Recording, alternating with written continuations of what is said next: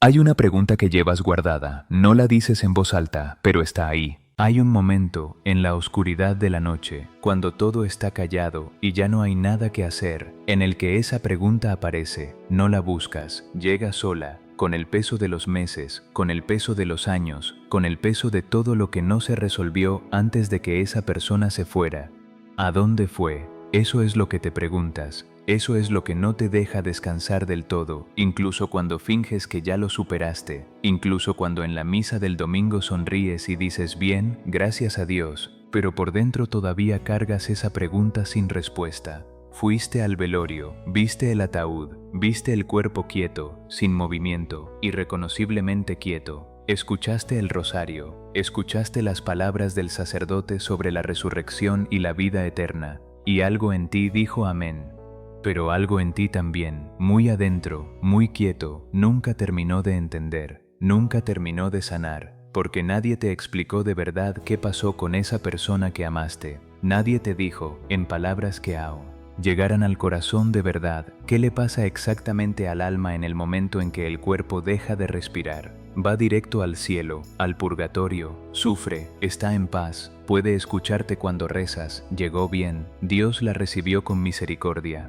Y si eso no es tu dolor hoy, quizás el miedo es tuyo, quizás de noche, cuando el silencio se vuelve demasiado grande, te preguntas, ¿y yo? ¿Qué va a pasar conmigo cuando llegue ese momento? ¿Estoy listo? ¿Soy suficientemente bueno? ¿Dios me recibirá con misericordia? ¿O habrá demasiado que no confesé, demasiado que no reparé? Esas preguntas no son falta de fe, son el alma buscando a Dios con honestidad. Y yo quiero hablarte hoy de eso, no desde la academia, no desde el catecismo frío que a veces llega sin calor humano, sino desde años de haber acompañado a familias en el momento más oscuro de su vida, desde haber estado junto a camas donde alguien tomaba el último aliento, desde haber visto llorar a madres, a hijos, a esposos que no saben si volver a rezar tiene sentido, si aquella oración que ofrecen cada noche por sus muertos llega a algún lado, si Dios todavía está ahí del otro lado del velo, escuchando, respondiendo, actuando. Hoy vas a entender lo que realmente le pasa al alma al morir,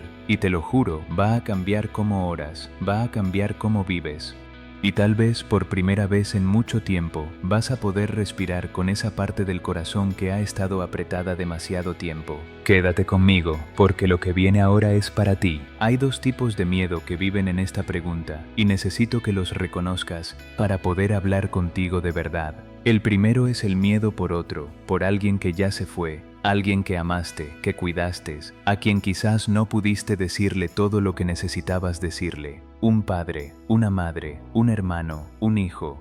Alguien cuya ausencia dejó un espacio en tu mundo que sigue sin llenarse, aunque hayan pasado meses o años. Y esa incertidumbre sobre dónde está su alma duele de una manera que no tiene nombre fácil. No es solo tristeza, es algo más profundo, más espiritual.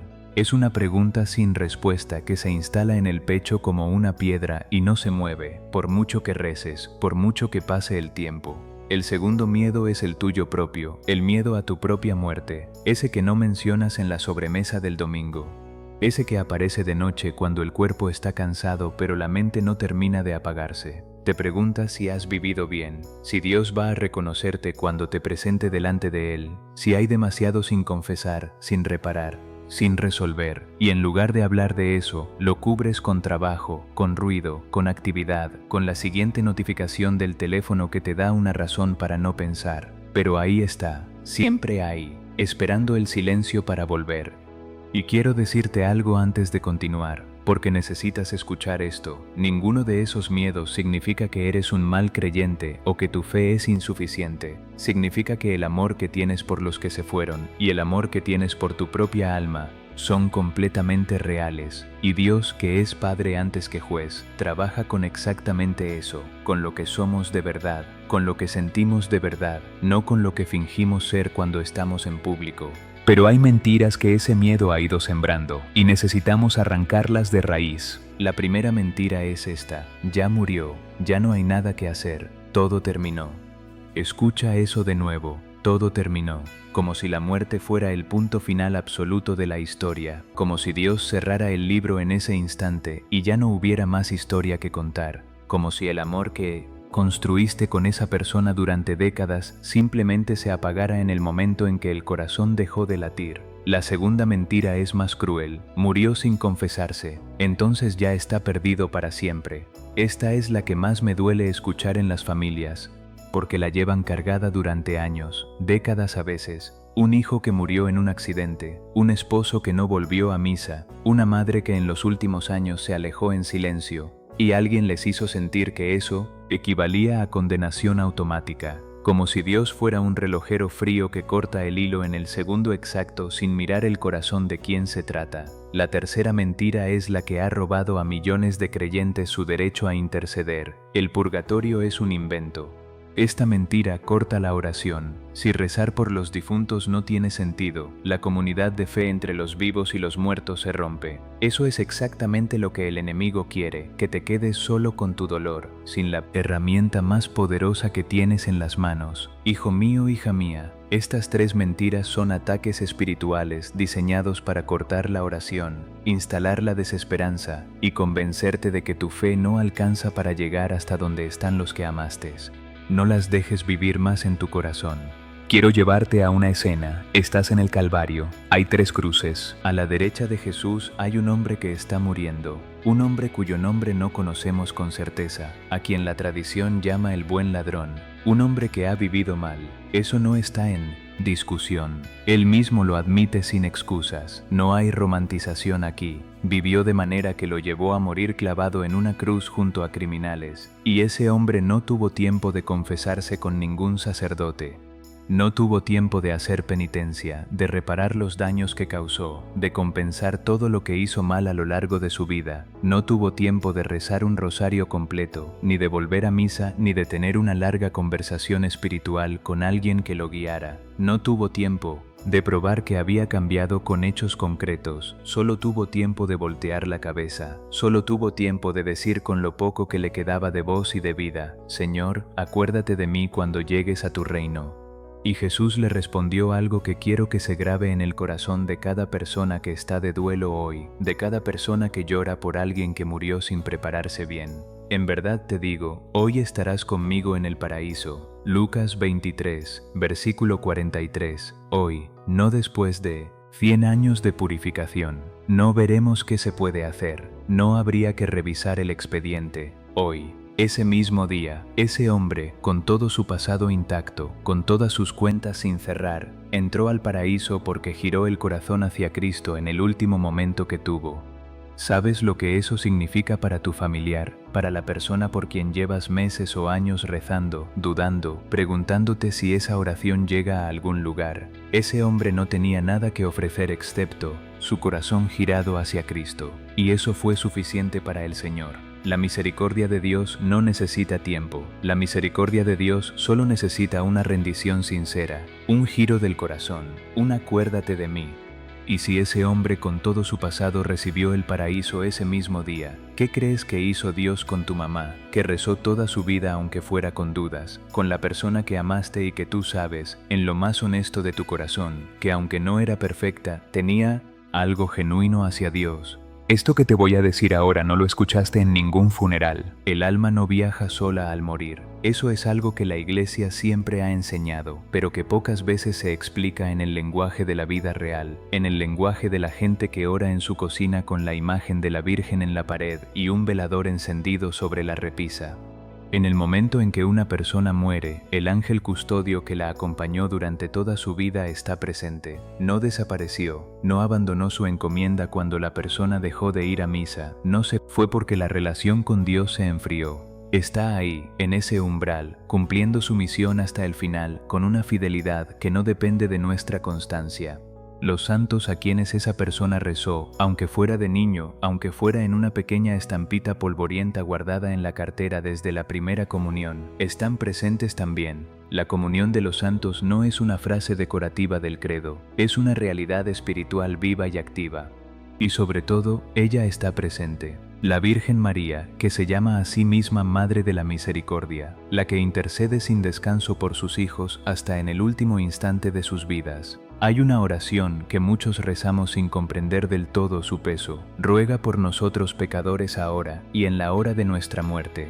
Fíjate en ese momento tan específico que la Iglesia pone en nuestros labios, la hora de nuestra muerte. No es poesía, es petición real y concreta. Y la Iglesia cree, y ha creído siempre, que esa madre responde a esa petición. Lo que ocurre después se llama juicio particular, y antes de que esa palabra te asuste, necesito que escuches esto cuidadosamente. No es un tribunal frío donde un juez desconocido te mira con indiferencia y revisa una lista de tus faltas. Es un encuentro con quien te amó primero, con quien murió para que ese encuentro fuera posible, con quien te conoce mejor de lo que tú te conoces a ti mismo, y aún así eligió amarte con todo lo que hay en ti. He estado en muchos lechos de muerte, he dado la unción de los enfermos en cuartos de hospital y en casas con olor a vela y flores, y he visto algo que no tiene otra explicación. Hay personas que en el último momento, en el último suspiro, tienen en el rostro una paz que ninguna morfina produce. Una serenidad que no viene de ningún sedante, algo que viene de un lugar que los que estamos de pie todavía no podemos ver. Dios no recibe al alma como enemigo, la recibe como padre que esperó toda la vida, ese regreso. Y el purgatorio, déjame decirte lo que es de verdad. El purgatorio no es una cárcel, no es un castigo prolongado, no es la versión católica del infierno para los que casi lo lograron pero no del todo. Esa imagen es una deformación que ha hecho un daño enorme a la fe de generaciones enteras, y necesito deshacerla aquí con cuidado y con claridad. El purgatorio es el último abrazo de Dios antes de la plenitud eterna. Piénsalo de esta manera, con una imagen que cualquier madre latinoamericana va a entender de inmediato porque la ha vivido. Cuando un niño llega a casa después de jugar en el barro todo el día, sucio de la cabeza a los pies, su madre no lo rechaza en la puerta, no le dice no puedes entrar a esta casa hasta que seas perfecto, hasta que estés completamente limpio por tus propios medios. Pero tampoco lo deja entrar a la sala de estar chorreando lodo, porque lo ama demasiado como para dejar las cosas incompletas. Lo abraza con todo y la suciedad, lo limpia con sus propias manos, lo prepara para que pueda entrar completamente al hogar, para que pueda sentarse a la mesa, para que pueda estar presente de verdad, no para herirlo, no para castigarlo, sino para presentarlo, para que el encuentro sea pleno y real y sin nada que lo estorbe. El purgatorio es eso. La purificación misericordiosa de todo lo que el amor de Dios no terminó de limpiar en nosotros durante esta vida, no porque Dios sea un perfeccionista frío que no tolera imperfección, sino porque la santidad plena es lo único que puede sostener la presencia plena de Dios. Santa Catalina de Génova, que escribió uno de los textos más hermosos sobre el purgatorio que existen, lo explicó así: el alma en el purgatorio sufre, sí, pero no sufre separada de Dios. Sufre dentro de su amor. Y ese amor, precisamente porque es amor y no castigo, purifica lo que todavía falta. Y ahora escucha esto con toda la atención que puedas, porque aquí es donde muchos creyentes han sido robados de algo muy valioso: tu oración por tus muertos no es superstición, no es folclore, no es costumbre cultural vacía de contenido espiritual. El libro segundo de los Macabeos, capítulo 12, versículo 46, dice con claridad: es un pensamiento santo y saludable orar por los muertos, para que sean absueltos de sus pecados. Esto es escritura, esto es fe bíblica. Los primeros cristianos grababan en las catacumbas de Roma peticiones de oración por sus difuntos. Esto no es invención medieval, es fe apostólica desde el principio. El rosario que reza tu abuela con sus manos artríticas por las almas del purgatorio, la misa que tu mamá ofrece por tu papá que ya no está, la vela que alguien enciende porque ya no sabe qué más hacer excepto eso, ese gesto pequeño y fiel, todo tiene peso espiritual real. Todo atraviesa el velo. No has estado rezando en vano por ellos, nunca, ni una sola oración ha caído al vacío. Si hay un nombre en tu corazón ahora mismo, una persona que se fue y por quien has rezado sin saber si esa oración sirve de algo, escríbela en los comentarios, solo el nombre. Hoy oramos juntos por ellos. Esta es una comunidad de intercesores y nadie que lleva un nombre guardado en el corazón está solo en esto. Hay algo más que quiero abrirte en esta segunda parte. Algo que creo que es lo que más necesitas escuchar hoy, no solo sobre los que ya se fueron, sino sobre ti mismo. Hemos hablado del alma del otro, del familiar que se fue, pero ahora quiero que te veas a ti mismo en esto, porque tarde o temprano esta conversación es tuya también. Y sé que nadie quiere hablar de eso. Vivimos en una cultura que evita la muerte con una energía enorme. La escondemos, la empujamos hacia el futuro indefinido. Eso es para después, eso es para cuando sea viejo. Pero la Iglesia siempre ha sabido algo que el mundo moderno ha olvidado. Pensar en la muerte no es morbo, es sabiduría, es gracia, es el comienzo de vivir de verdad. No estás solo en este dolor, Dios está viendo tu duelo en tiempo real. Quiero llevarte al Evangelio de Juan, capítulo 11. Jesús recibe la noticia de que su amigo Lázaro ha muerto, un amigo de verdad, no un conocido de paso, alguien a quien amaba con un afecto real y personal, cuya casa era un refugio para él en medio de la agitación de su ministerio. Y Jesús llegó tarde, según los cálculos humanos.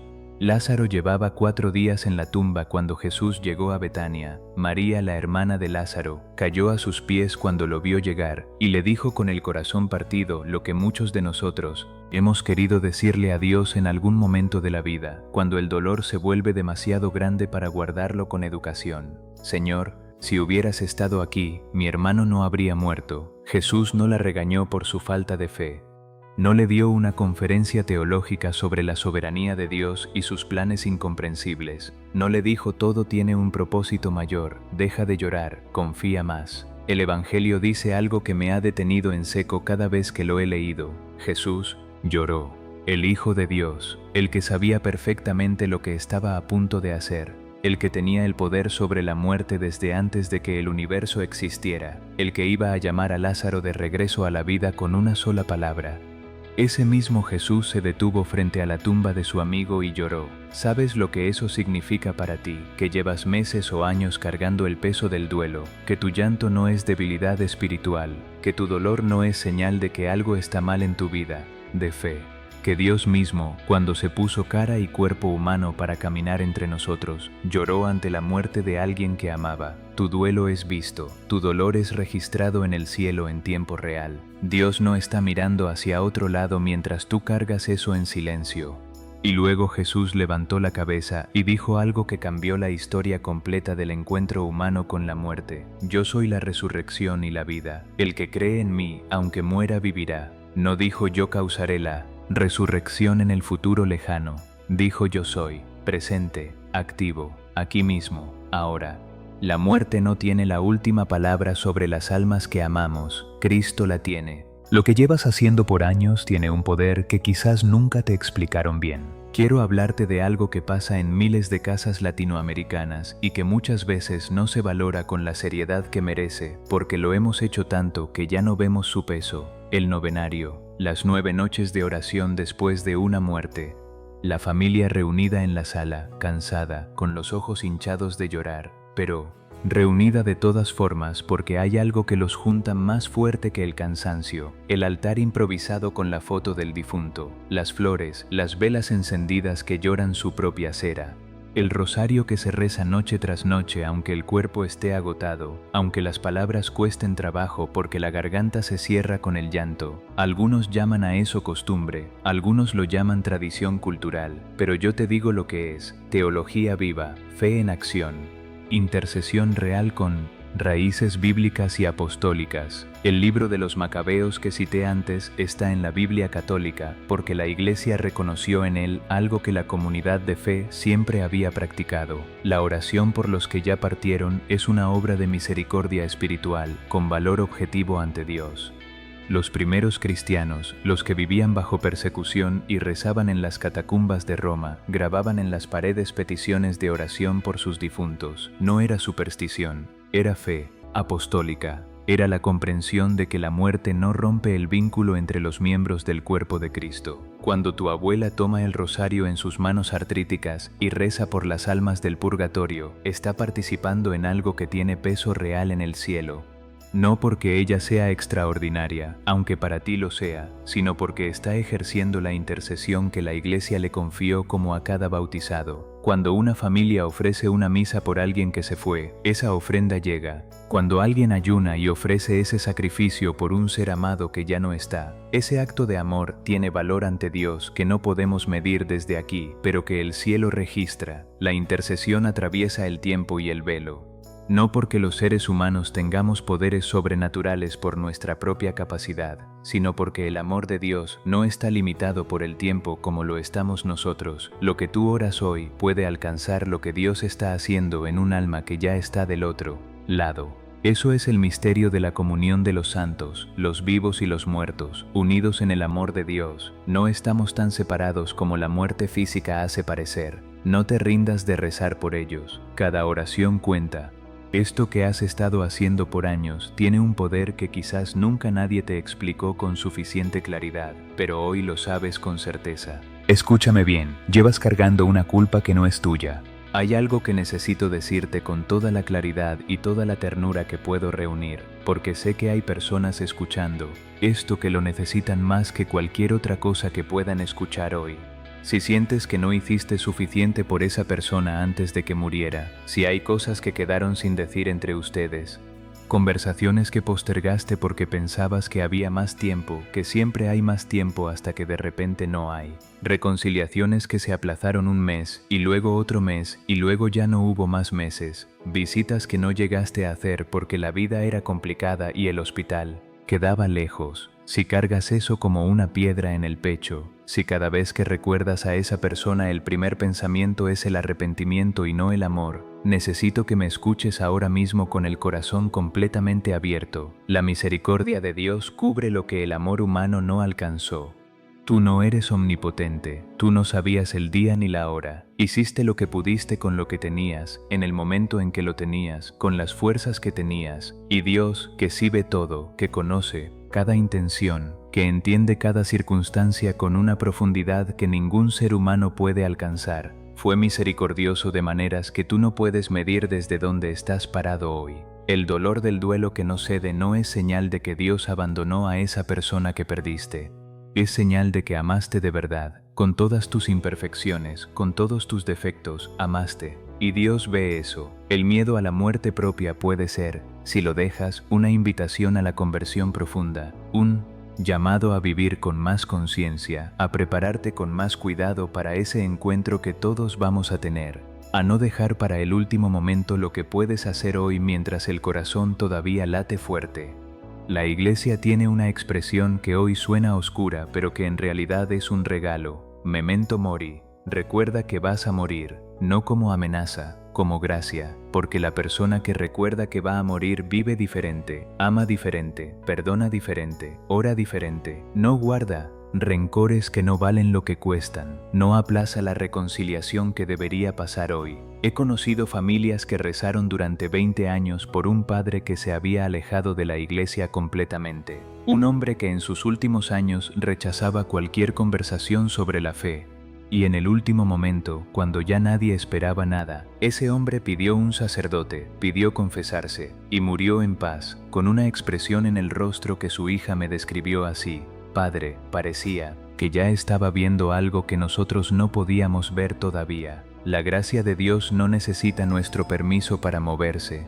Y la oración fiel de una familia, sostenida durante años aunque pareciera caer en el vacío, tiene un peso que el cielo registra de una manera que solo en la eternidad vamos a comprender completamente. La mejor preparación para morir bien no es esperar a estar en el hospital.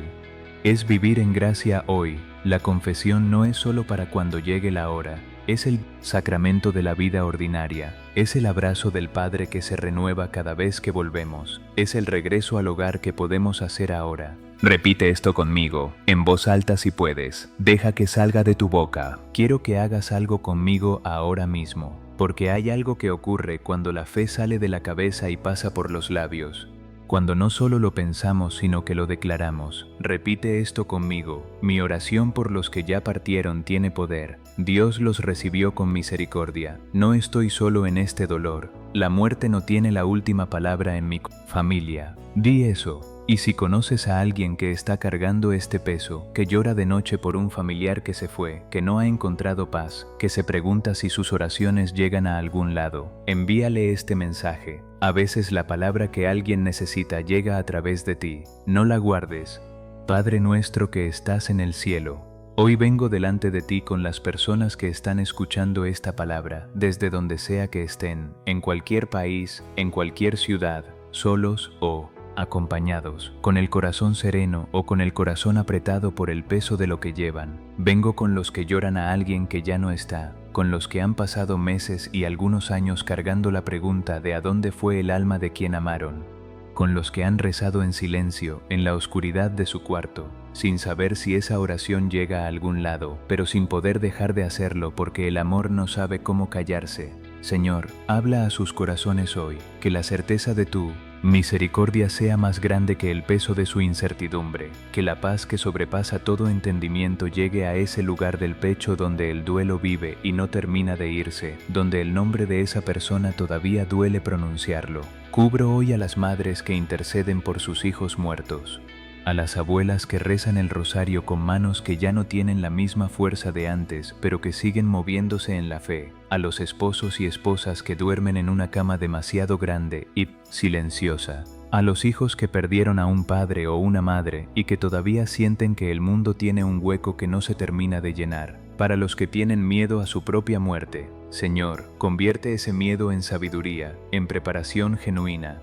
Que cada persona que escucha esta palabra encuentre el camino de regreso a tu sacramento, al abrazo de tu misericordia, a la confesión que limpia y restaura, para las almas de los que ya partieron, especialmente de aquellos por quienes nadie o casi nadie ora, que tu misericordia los alcance, que la oración de esta comunidad, ofrecida hoy, tenga peso en tu presencia, que ninguna alma que haya tenido aunque sea un instante de honestidad ante ti, quede olvidada en tu amor.